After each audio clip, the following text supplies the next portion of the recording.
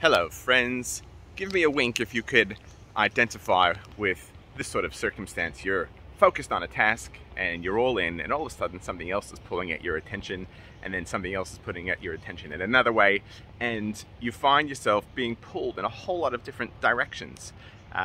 Often people say that they have the skill of multitasking and consider that to be a great value and a great virtue.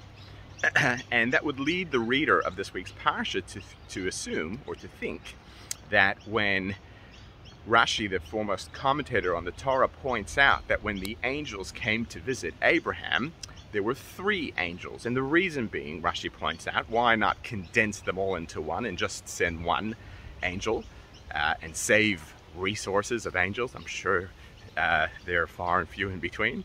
And Rashi points out and says that the reason for this is because each one had an individual task to do, and one angel can't do the task of another angel, and that could seem to be a bit of a flaw, or a bit of a lacking in capability, that angels are not able to multitask. One angel was there to share the forthcoming birth of Isaac to Abraham, another to destroy Sodom and Gomorrah, and the third to heal Abraham after the circumcision that he had gone through.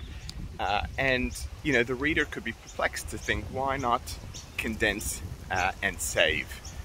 But of course, there's a valuable lesson here, and that is that ultimately, to be angelic, which is something that sometimes we all strive to do, is to be able to be super focused and hyper focused on one thing at a time, and not have any other distraction or anything else pulling at your attention, competing with that single task at hand. And there is such great value and such incredible things that we're able to achieve when we can arrive at that level of focus.